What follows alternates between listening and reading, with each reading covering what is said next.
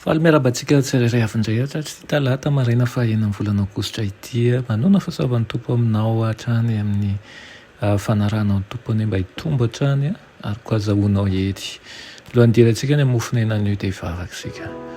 Renay tsara indrindra izay an-danitra mbola verim-pisaoranao izay satria mbola nomenao an'izao tombo-potoana ary tombonaina izao indray ahafahanay mandray fahasoavanao. Irenay tokoa raha ho avaozinao mandraka riva izahay. Ka ireo rehetra izay tsy nambolenao anatinay any hiala tokoa fa aoka izay avy amin'ny fanahinao masina ririanao anjaka aminaran'i Jesosy. Amen. Lohateny mofinainantsika androany dia manao hoe fitahiana avy amin'ny fankatoavana. Alaina amin'ny Salamo 119:9 manao hoe ny anao ny sitraponao Andriamanitra no sitrako ary ny lalanao no ato anatiko. Amen.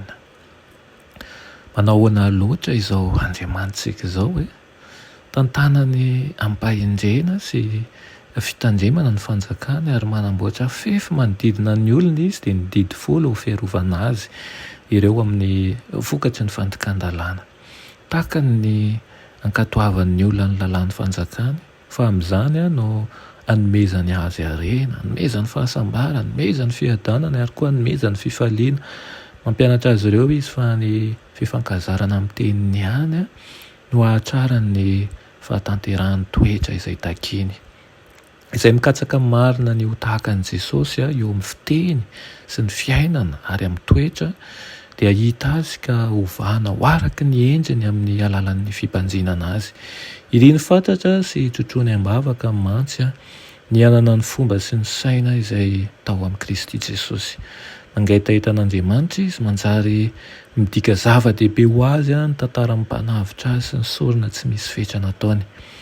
Tonga mahantra ilay mpanjakany lanitra mba hampanankarena antsika ny fahantrany, tsy hanankarena fahaizana fotsiny isika fa vita zava-dehibe maro kokoa. Ireo dia harena izay tiany Kristy tokoa mba hananan'ireo mpanaradia azy. Rehefa mamaky ny tenin'Andriamanitra ny katsaka marina ny fahamarinana ka manokatra ny saina indray ny teny dia aniry fantatra ny fahamarinana amin'ny fony manontolo.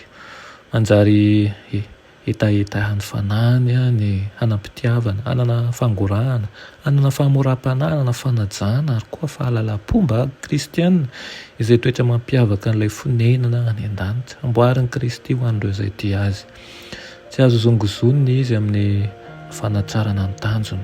Tapa-kevitra hiandany amin'ny fahamarinana izy, nahita lalana hidirana ao am-po ny fahamarinana ka mamaka ao no ny asan'ny fanahy masina izay fahamarinana. Rehefa fezin'ny fahamarinana manko ny fo dia hita mazava izany amin'ny fahatongavan'ilay olona ho lasa mpitandrina tsara ny fahasoavan'i Kristy.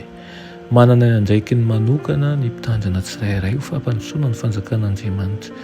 Natao ampitomboana ho voninahitran'Andriamanitra sy hanohanana ny fanjakany ny talentan'ny fiteny, ny fitadidiana, ny hery miasa mangina ary koa ny fananana. Ho tahiny ny fampiasana araka ny tokony izy ireo fanomezam-pahasoavana avy aminy.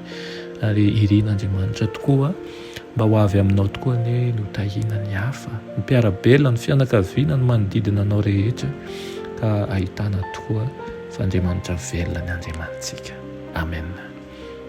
I Andriamanitra tsara indrindra mbola verim-pisaoranao izahay amin'izany fitiavanao izany. Irinay tokoa raha handray ny fitahianao avy amin'ny fankatoavana izahay. Tsy ny anao ny sitraponay fa ny anao ny sitraponao, izany no sitrakay. Ary ny lalanao no ao anatinay tsirairay avy. Aminaran'i Jesosy. Amen.